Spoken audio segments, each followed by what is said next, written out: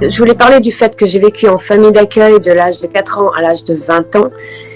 Et j'ai vécu les abus sexuels, les abus moraux. Euh, on était considérés comme de la mauvaise graine, on n'était pas chez nous, il n'y avait pas d'amour, j'ai pas vécu ni d'enfance ni d'adolescence, on devait juste travailler. Les abus sexuels, je suis pas encore très prête à en parler, c'était l'homme de la famille d'accueil. Donc oui, j'ai vécu tout ça pendant 16 ans. Et voilà. Tous les jours, déjà, on devait travailler dans le jardin, se lever à 5 heures le matin et aller dans le jardin. Et dans le jardin, il y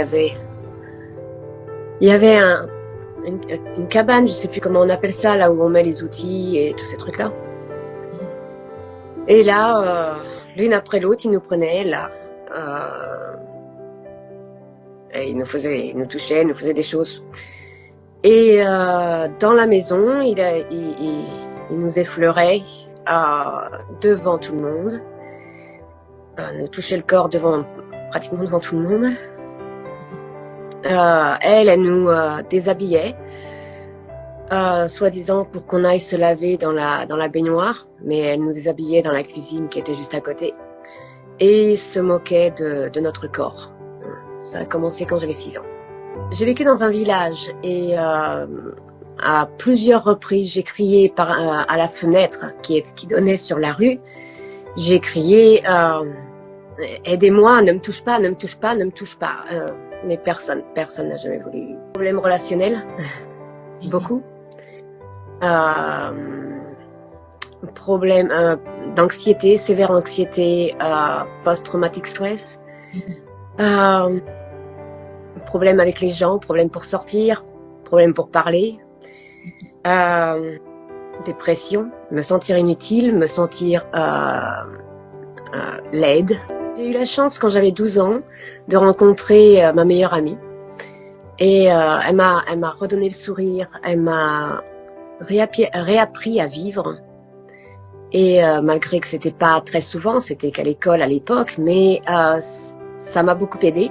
Et ça m'a redonné envie de vivre et depuis, j'ai toujours eu envie de vivre, j'ai toujours eu envie, malgré tous les abus que j'ai eu encore après, j'aime la vie. J'aime la vie, je veux voir ce que la vie peut m'apporter. Et en ce moment, la vie, depuis quelques années, la vie commence à m'apporter de belles choses et je suis bien contente de ne pas avoir abandonné. Être à l'écoute des enfants, mais aussi des adultes, parce que ça arrive à tout le monde. J'aurais aimé que les gens du village déjà m'écoutent, m'entendent, fasse quelque chose. J'aurais aimé que, vu que j'étais une enfant de l'assistance publique, qu'ils viennent et qu'ils voient les dégâts et qu'ils nous enlèvent de là-bas. J'aurais aimé être aimée. C'est tout ce que je voulais. Pour parler par exemple, il y a quelque chose qui se passe et si je ne sais pas quoi faire, enfin demander des conseils j'essaie de trouver mes mots. Trouver des conseils. C'est vrai que j'aimerais qu'il y ait plus d'aide côté